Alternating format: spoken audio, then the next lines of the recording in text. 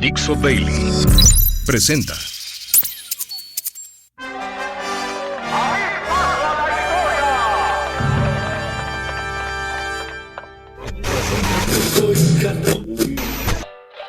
Damas y caballeros, aquí se platican historias, Anécdotas y efemérides. Porque jamás la historia se atrevió a tanto. Con Alejandro Rosas. Hola, ¿qué tal? Esto es Porque jamás la historia se atrevió a tanto. Y yo soy Alejandro Rosas y en esta ocasión mi querido productor Albornoz y yo les tenemos un súper increíble especial por los días patrios, por el grito y sobre todo porque, híjole, la verdad he estado viendo por ahí en TikTok, en Instagram, una serie de videos de pseudohistoriadores o gente que no se dedica a la historia o que lee Wikipedia o vayan ustedes a saber. Verdaderamente se me salen los ojos, ¿sí? Estos ojos que se han de comer los gusanos al escuchar tanta burrada. Que si Hidalgo era un asesino, que si Hidalgo era corrupto, que si no quería la independencia, que si... No, una cantidad de tonterías. Y yo lo único que les digo, ciertamente la historia es interpretación. Pero para hacer una buena interpretación hay que estudiar y hay 1000 documentos, hay bibliografía, hay historiografía como para que hagan una buena tarea de divulgación si se van a dedicar a eso. Si van a inventar, si van a ser muy elocuentes, si van a actuar casi sus presentaciones sobre la historia, eso no sirve. Lo único que hacen es desinformar y por eso hoy vamos a hablar de estos mitos en este especial de la independencia, que vivan Hidalgo, Allende, Aldama, Jiménez y hasta el tercer mundo, como en alguna ocasión el presidente Echeverría gritó en una noche del grito allá durante su sexenio. Así que arranquemos con esta gran canción de Jorge Negrete, Charro Mexicano. Soy el charro mexicano, noble, valiente y leal de su pueblo siempre hermano. Soy el charro que se llena lo del alma con amor, el de la Virgen Morena de su patria y de su Dios. Y así de lleno vamos a entrarle a los mitos del grito. Y se me ocurrió que qué mejor que traer en una noche patria una de mis grandes referencias a Homero Simpson. ¿Ciudad Grito? ¿Qué? ¿Ciudad Fritos? No, Ciudad Grito. Pues bien, a ver, la idea nosotros que tenemos del grito es básicamente que ese domingo era cerca de las 4 de la mañana. Hidalgo estaba con Allende ahí en la casa de la parroquia de Dolores y de pronto llega Aldama y les dice: oigan, nos descubrieron. Y entonces Allende dice: bueno, ¿por qué no nos separamos? Mejor luego nos reunimos y nos levantamos en armas. E Hidalgo dice: no, señores. Es hora de coger gachupines y vámonos a las armas. Y entonces Hidalgo toma en ese momento, sin querer queriendo, como diría el filósofo de El Barril en la vecindad del Chavo, toma el liderazgo del movimiento. Se dice que Hidalgo entonces salió al atrio de la parroquia de Dolores, tocó la campana y entonces llamó a la gente que estaba ahí cerca porque era día de plaza a que se sumara a la rebelión y supuestamente gritó: ¡Viva Fernando VII! ¡Muera el mal gobierno! ¡Viva la Virgen de Guadalupe! Hay quienes dicen que hasta se atrevió a decir ¡viva la independencia!, lo cual es falso. Y de ahí ya, pues entonces el pueblo se levantó en armas y de ahí propiamente inició la guerra de independencia. Pero realmente nadie sabe qué sucedió esa noche. Es decir, este grito de ¡viva Fernando VII! ¡Muera el mal gobierno! ¡Viva la Virgen de Guadalupe! No hay manera de comprobarlo. ¿Qué es lo más cercano a lo que pudo haber sucedido esa noche? Tenemos un testigo presencial. Juan Aldama. Sí, el amigo de Allende, que es el que les avisó que habían sido descubiertos, pues estaba ahí. ¿Y dónde nos los contó?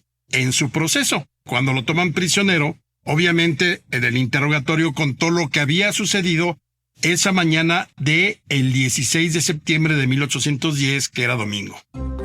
¿Qué es lo que nos cuenta Juan Aldama de lo que pasó esa madrugada? Bueno, Resulta que originalmente el jefe de jefes, el mero mero, iba a ser Allende. ¿Por qué? Porque era el militar, porque era capitán del regimiento de Dragones de la Reina, porque debía hacer un movimiento militar, y entonces todo estaba hecho para que él fuera el mero mero. Cuando los descubren, de pronto, pues Allende, yo creo que el miedo no anda en burro, le entró miedo, reculó, y entonces fue cuando dijo, ¿saben qué? Mejor nos dispersamos y luego nos levantamos en armas. Y entonces Hidalgo dijo, no, a ver, ya me metieron en esto, pues vámonos adelante y a tomar las armas. Y en ese momento, así de esos momentos, el último minuto tiene 60 segundos también, son los momentos que definen la historia, él asumió el mando. Aunque Hidalgo nunca pensó que iba a ser el jefe y de hecho se unió a las conspiraciones como alguien de segundo orden simplemente porque tenía popularidad. Entonces imagínense, de la nada Hidalgo ya es el jefe del movimiento. Y entonces ahí cambió totalmente la historia porque iba a ser un movimiento militar de criollos y se convirtió en un movimiento popular donde el pueblo se iba a inmiscuir completamente. Ahora, según nos cuenta Aldama, Hidalgo no tocó la campana, ni la arenga fue a las 4 de la mañana. Lo que sucedió fue que la primera acción que tomó Hidalgo luego de tomarse un chocolatito, porque en cada momento difícil se tomaba un chocolate con agua. Se lo recomiendo, por cierto, o un whisky, en el peor de los casos. Bueno, Hidalgo lo que ordenó en ese primer momento no es salir a tocar la campana e ir al atrio. Le pidió a unos hombres que fueran a liberar a los reos de la cárcel y además que encerraran a los españoles en sus casas, simplemente para procurar el orden. Todo este proceso empezó a las 4 de la mañana, o sea, la liberación de los reos y la captura, digamos, de los españoles en sus casas, y terminó más o menos a las 8 de la mañana. Entonces, ya una vez cumplido esto, con cerca de 600 hombres, entonces sí, Hidalgo se presentó en el atrio de la iglesia de Dolores. No tocó la campana porque no había un lazo tan largo que cayera desde el campanario hasta el suelo. Le ordenó a su sacristán que subiera y tocara la campana. Eran cerca de las 8 de la mañana. Y entonces, obviamente, como era día de plaza, pues la gente se acercó a ver al cura y no gritó ni viva Fernando VII, ni viva la independencia, ni muera el mal gobierno. Lo que Juan Aldama dice que dijo Hidalgo fue que exhortó a la gente a que se uniera a su movimiento, a que lo ayudaran a defender el reino porque querían entregarlo a los franceses. Y además dijo, se acabó la opresión, ya no habrá más tributos y lo mero principal, le dijo a la gente que quienes se unieran al movimiento con caballos y armas recibirían un peso diario de paga y los de a pie, pues 4 reales. O sea, pero se le pagaría a todos los hombres. Eso fue todo, según Juan Aldama. Que si dijo o no, todo lo demás de viva la Virgen y todo eso, se fue inventando y se fue, digamos, haciendo un mito y una leyenda a lo largo del siglo XIX y particularmente ya a partir del Porfiriato y más con la historia oficial después de la Revolución Mexicana. Lo cierto es que el único testigo que estaba ahí y lo dejó dicho en su proceso fue Juan Aldama, así que podemos considerarlo como una versión cierta. Sin embargo, obviamente la mítica es maravillosa, Hidalgo, tocando la campana y demás. Eso es muy bonito, pero pues no precisamente fue así. Y ahora vamos a la gran pregunta. ¿Hidalgo quería la independencia o se estaba haciendo güey? Y antes de contestarla, que se escuche la voz del charro cantor. Yo soy mexicano, mi tierra es bravía, palabra de macho que no hay otra tierra más linda y más brava que la tierra mía. Yo soy mexicano y a orgullo lo tengo. Nací despreciando la vida y la muerte. Y si he hecho bravatas, también las sostengo. Todos estos novelistas que se inventan lo que fue el grito de independencia dicen que Hidalgo no quería la independencia porque gritó viva Fernando VII. Que lo que quería era seguir bajo el dominio de España. Esto, como ya lo vimos en nuestra sección anterior, es totalmente falso. Y como lo mejor, a pesar de que es divulgación histórica, para demostrar que Hidalgo sí quería la independencia, pues vámonos a algunas fuentes. Hay varios documentos de Hidalgo desde ese 16 de septiembre y hasta que lo capturan el 21 de marzo de 1811 en las norias de Acatita de Baján, donde ya no queda duda de que Hidalgo sí quería la independencia, es decir, crear un nuevo país. No con la claridad que tuvo Morelos, por ejemplo, que quería división de poderes, una república y demás, pero claro que habló de la independencia Hidalgo. Por ejemplo, en el bando que da en Guadalajara el 6 de diciembre de 1810, Hidalgo proclamó que su lucha es en favor de la independencia de nuestra América y de la libertad de nuestra santa religión. Otro documento, la proclama a la nación americana, así se llama, también de diciembre de 1810 en Guadalajara. Ahí se dirigió a los habitantes de la América septentrional y expuso que se ha levantado la nación para recobrar su independencia. Otro más. En los decretos de abolición de la esclavitud y de restitución de tierras a los pueblos, también de diciembre de 1810, ahí Hidalgo firmó como generalísimo de las Américas por la independencia y libertad de nuestra nación. Y por si faltara algo, tuvo varios bandos de la abolición de tributos a los indígenas, que los lanzó en Valladolid y en Guadalajara entre noviembre y diciembre de 1810, y ahí dijo ya, para que no estén molestando, a fin de cimentar la independencia de nuestra nación y desterrar para siempre la tiranía de los europeos. Es decir, europeos también eran los españoles, así que abur, adiós a los españoles, viva la independencia de México. no neceen, por favor. Máscara contra cabellera. Alien contra depredador. Batman contra el Guasón. A ese nivel se puso el tête-à-tête entre Hidalgo contra Allende. Pero antes, escuchemos estas coplas maravillosas de dos tipos de cuidado entre Jorge Bueno y Pedro Malo. Te consta que no soy tonto como tú lo has presumido.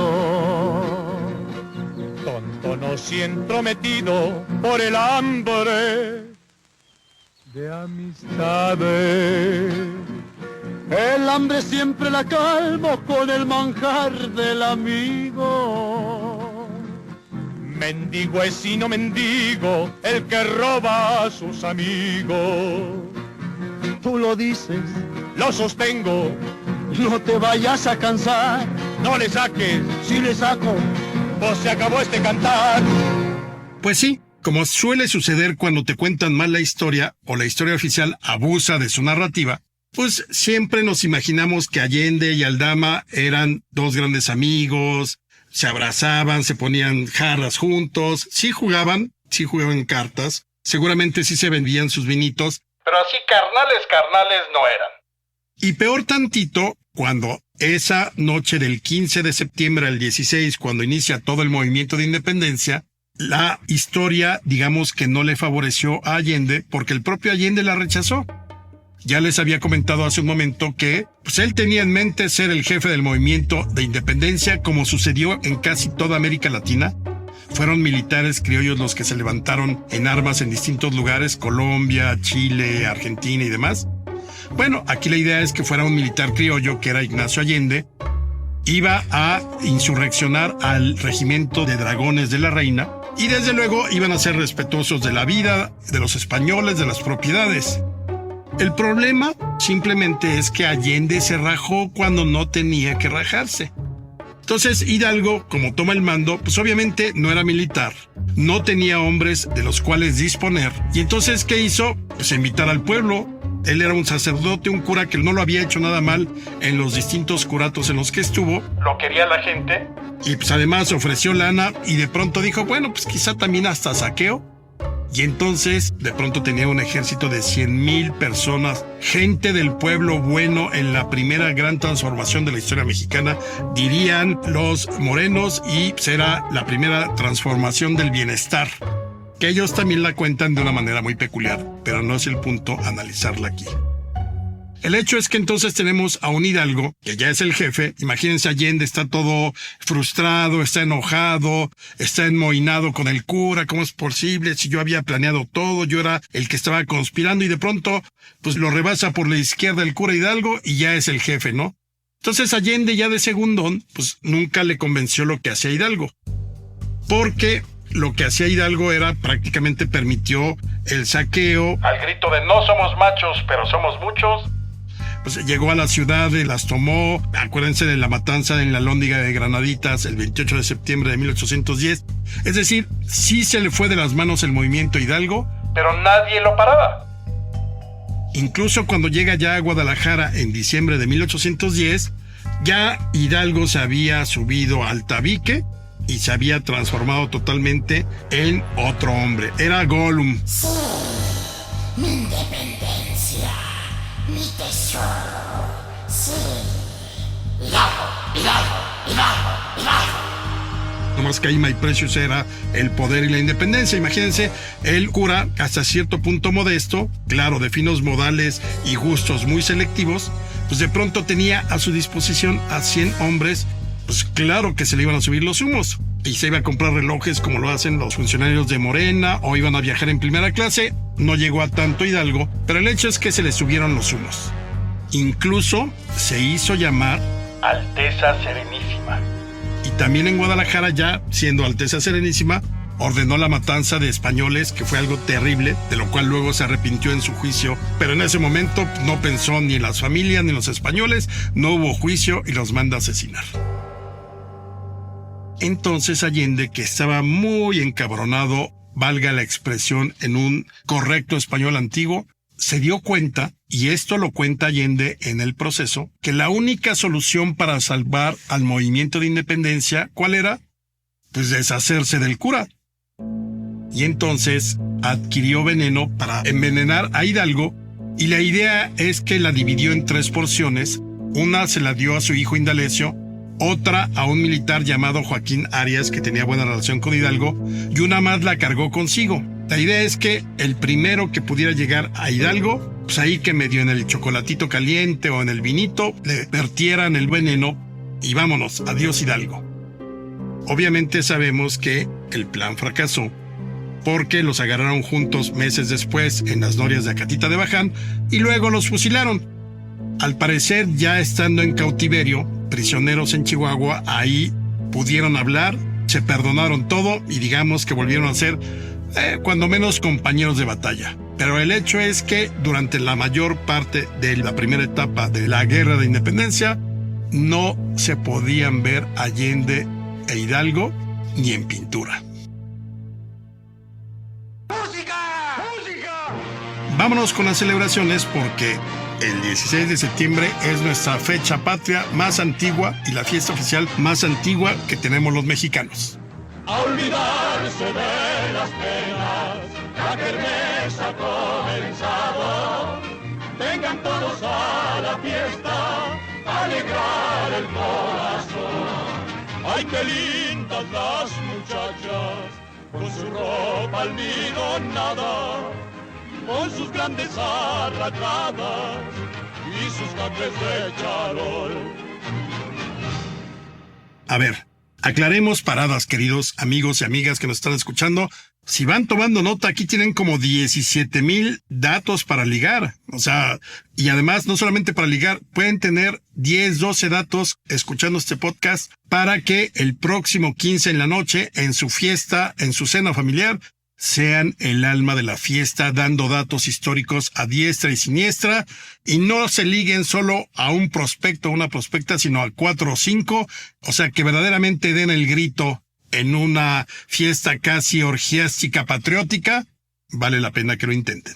Pero bueno. Las celebraciones. Esta idea de la noche del grito es mucho más reciente de lo que uno piensa. Ahorita les explico por qué. Pero Hidalgo se levanta el 16 de septiembre de 1810 y 2 años después se llevó a cabo la primera celebración de independencia. Sí, aunque parezca extraño, se realizó propiamente durante la guerra y la encabezó Ignacio Rayón en Huichapan. Ahí se celebró pues obviamente como estaban en guerra todavía y faltaba mucho para que terminara la independencia, pues fue un pequeño brindis para recordar a Hidalgo, a Allende, que ya estaban muertos para ese momento.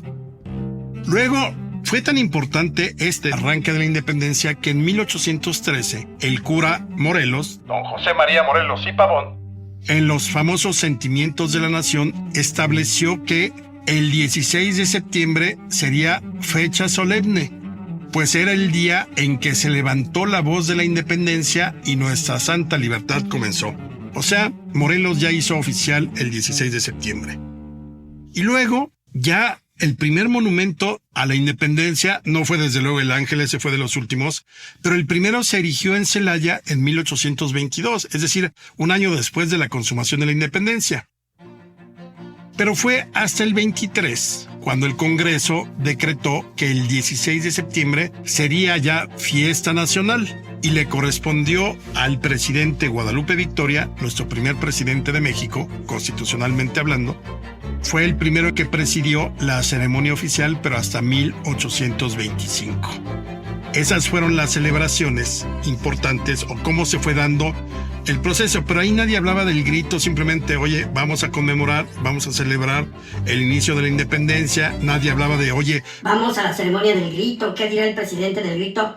Todo eso no existió durante la mayor parte del siglo XIX. ¿Quieren saber entonces cuándo empezamos a hablar de un grito? Quien va a cambiar todo es don Porfirio Díaz. Cuando se dice mito, que quiso volverse uno mismo con la patria. No quiero olvidarte, tal vez tú regreses. Aquí yo estaré esperándote, amor. No lo puedes llegar a negar. Tú y yo somos uno mismo. Oh. Uno de los grandes mitos de todos esos milagritos que le cargaron a Porfirio Díaz como el demonio de la historia de México que era, junto con Cortés, Iturbide y demás, es que durante mucho tiempo se dijo que Porfirio Díaz, ya en el máximo grado de soberbia, el dictador, el poder absoluto y demás, nada que no conozcamos hoy en día. Bueno, Porfirio Díaz, dicen que como él había nacido el 15 de septiembre, dijo: no, a mí me perdonan, pero la patria y yo, Porfirio Díaz, somos uno mismo. Y entonces dicen que por eso decidió celebrar el inicio de la independencia la noche del 15 de septiembre y así podía celebrar a la patria y a sí mismo, porque era su cumpleaños, porque eran al final uno mismo. Esta historia es absolutamente falsa. Y les voy a decir por qué. Bueno, la independencia de México ya se festejaba la noche del 15 de septiembre desde la década de 1830. Si ustedes piensan que Porfirio Díaz nació en 1830, quiere decir que o era súper increíble, ultrapoderoso, como para siendo un bebé cambió la celebración, o pensar que todo lo que nos habían dicho sobre el festejo de Porfirio y de la patria era mentira. Pues bien, sí, la ceremonia de independencia se celebraba desde el 15, desde el día 15. Había lecturas, había eventos literarios, discursos, veladas poéticas, música el 15. Y al otro día, la gran verbena popular era en la Alameda Central de la Ciudad de México. Y terminaba la noche del 16 con los fuegos artificiales en la Alameda. Así fue durante la mayor parte del siglo XIX, prácticamente así, no hubo cambios. Entonces, ¿cuándo se empieza a hablar de un grito o cuándo inicia la ceremonia como la conocemos hoy en día? Que consiste en que el presidente sale al balcón, toca la campana, lanza una arenga y todos somos felices y contentos. Bueno, esto comenzó en 1896 y sí se lo debemos a Porfirio Díaz. ¿Por qué? Porque Porfirio Díaz seguramente estaba de ocioso, ya era dictador desde hacía mucho tiempo y dijo, ¿qué hago ahora para las fiestas patrias? No se me ocurre nada, pues es siempre el pozole, afrancesado por Carmelita, pero quiero algo distinto. Y entonces seguramente alguien le dijo, señor presidente, ¿por qué no se trae usted la campana que tocó Hidalgo? Si hubiera estado yo ahí, le hubiera dicho, señor presidente, Hidalgo no tocó la campana, pero esa es otra historia. ¿Por qué no se trae la campana de Dolores acá a la Ciudad de México? La colocamos en el balcón central del Palacio Nacional y usted, la noche del 15, como se festeja desde hace 50 años, ¿por qué no toca usted la campana y agita la bandera nacional? Y entonces Porfirio Díaz dijo: Caray, me late, va. Láncense por la campana, me la traen. ahora se acercan las fiestas patrias de 1896, quiero tocar la campana de Dolores en el balcón central del Palacio Nacional el próximo 15 de septiembre de 1896. Entonces ahí van los chalanes, se traen la campana, la colocan en el balcón central, y obviamente se difundió a la gente que el presidente tocaría la campana que había tocado Hidalgo en 1810. Pues obviamente la gente dejó de ir a la Alameda Central y dijo: no, pues vamos al balcón a ver qué dice el presidente. Bueno, no iban a decir qué dice el presidente, porque seguramente en esa primera noche del grito no dijo nada porque no había altavoces, o a lo mucho dijo: háganse para acá, para que oyeran los de hasta adelante y luego se transmitiera lo que había dicho el presidente. Pero evidentemente sin micrófonos y sin altavoces no dijo nada. Lo que hizo Porfirio Díaz fue tocar la campana de Dolores, agitar la bandera mexicana, y a la gente le gustó. Y entonces la Alameda Central fue olvidada con el paso de los años y toda la gente esperaba ver al presidente de México en la noche del 15 de septiembre tocando la campana y agitando la bandera, y así nació esta ceremonia que conocemos como el grito. Nada más que el grito debió haber llegado hasta que hubo altavoces, más o menos en la década de 1920, cuando ya se podía transmitir por radio o incluso con altavoces en la Plaza Mayor o en el Zócalo. Pero, además, lo interesante es que hay otros gritos. Simplemente esta ceremonia desde 1896 no ha cambiado. Les digo que, por ejemplo, Echeverría gritó viva el tercer mundo, Fox gritó viva la democracia, el presidente Calderón, como se le juntó el bicentenario de la independencia con el centenario de la revolución, dijo viva la independencia y viva la revolución. Y ahí sí no hay un protocolo, cada presidente puede decir lo que le venga en gana y no pasa absolutamente nada. Sin embargo, la idea esta de salir al balcón no fue original de Porfirio Díaz. Y vámonos a nuestra última historia patria. 2 gritos, no uno, imagínense, 2 gritos. Ay, caray, caray, qué bonita es mi tierra, qué bonita, qué linda es. Ay, caray, caray, qué bonita es mi tierra, qué bonita, qué linda es. Ya ven que en la historia mexicana hemos tenido 2 o 3 presidentes gobernando al mismo tiempo, ha habido gobiernos duplicados. Por ejemplo, en el 2006, por todo el desmadre que se armó con las elecciones que ganó Calderón, pero que nunca reconoció el PRD y que luego mostró pruebas que eran totalmente absurdas, hubo grito en el Palacio, hubo grito en la sede del gobierno de la Ciudad de México, y luego el presidente Calderón se fue a Dolores para dar el grito a las 4 de la mañana. O sea, ha sido un desgarriate el asunto de los gritos. Pero la primera vez que hubo 2 ceremonias de independencia que ya podemos decir como gritos, ocurrió en 1864. Maximiliano de Habsburgo estaba recién desempacado en México y dijo: yo soy austriaco, pero ahora quiero ser bien mexicano, comer chile, picante, tortillitas, frijolitos, y luego pues obviamente Pepto-Bismol, porque seguramente les dio unas diarreas terriblemente galopantes, como la que tuvo al final de sus días, casi durante todo el sitio de Querétaro. Prácticamente hacía agua y por eso no quiso presentarse en el juicio, pero bueno, esa es otra historia. Nada más quería ventilar que tuvo diarrea durante mucho momento porque se creía muy mexicano y era un austriaco que no venía al caso en este país. Pero bueno, el hecho es que como se sentía muy mexicano, dijo: quiero hacer una gira por el Bajío, ¿no? Desempaca él en mayo del 64, en junio del 64 ya está en la Ciudad de México, y para septiembre organícenme una gira por el Bajío, y va a Querétaro, y va al estado de Guanajuato, y va a San Miguel y todo, y finalmente llega al pueblo de Dolores para pasar la celebración de independencia ahí. Bueno, Pues Maximiliano es el primer gobernante en la historia de México que subió a la casa que había sido de Hidalgo, salió al balcón y arengó a la gente gritando: él sí, viva la independencia y viva México. Entonces la gente ahí, pues los fifís de Dolores Hidalgo, Guanajuato, estaban muy contentos, la cena, o sea, pues la clase acomodada, los políticos, etcétera, ¿no? Todo el mundo muy feliz. Al mismo tiempo, la República sufría. Mientras acá los vinos corrían y el Viva México al más puro estilo austríaco se escuchaba, Benito Juárez estaba huyendo. Recuerden que había dejado la capital en 1863 ya con la llegada de los franceses e iba así en su carruaje negro acompañado por sus ministros y amigos Guillermo Prieto, el escritor, José María Iglesias, el jurista, Lerdo de Tejada, el hombre fuerte de Benito Juárez.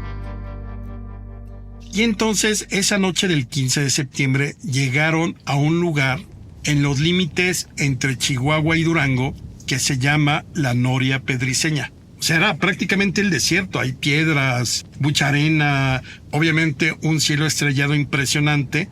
Empezaba a soplar un viento frío cerca de las 8 de la noche, prendieron una fogata y se habló poco, pues porque prácticamente ya sabían de la llegada de Maximiliano. Obviamente los ánimos estaban por los suelos, había mucha tristeza porque pues la República sufría las derrotas militares, o sea, realmente nos estaba yendo del nabo.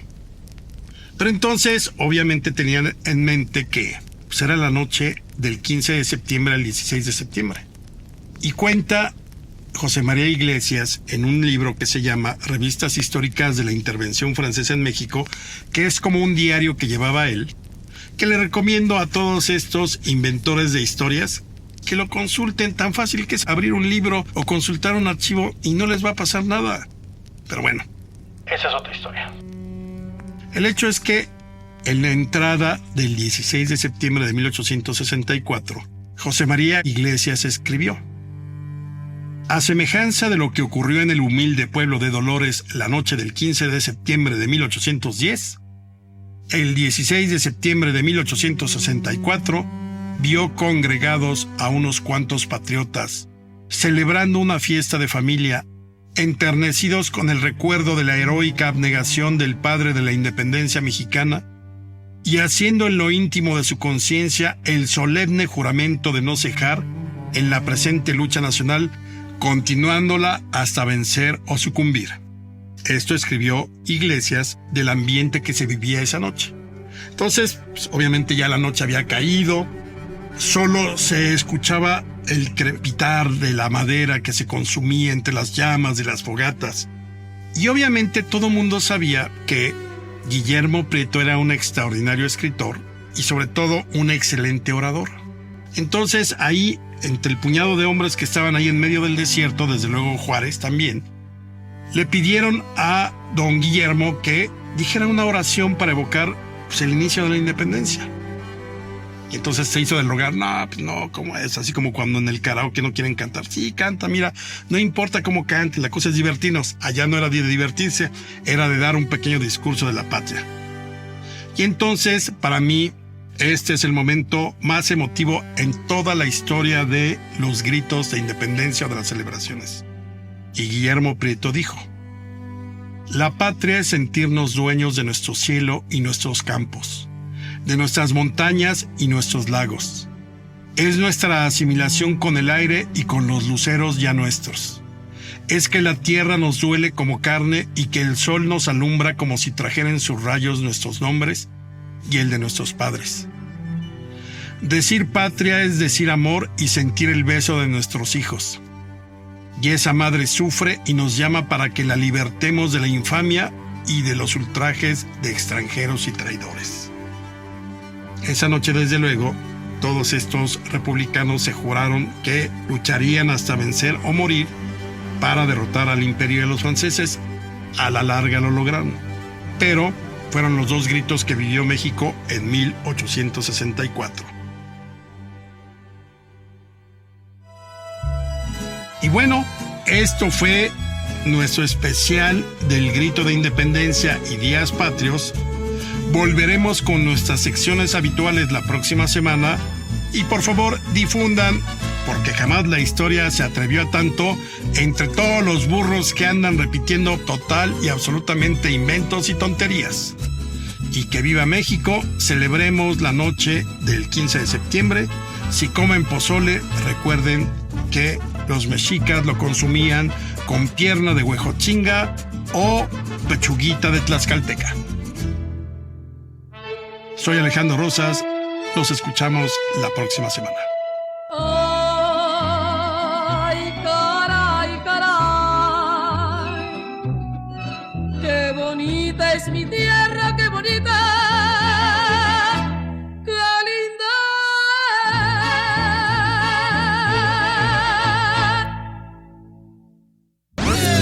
Una producción de Dixo.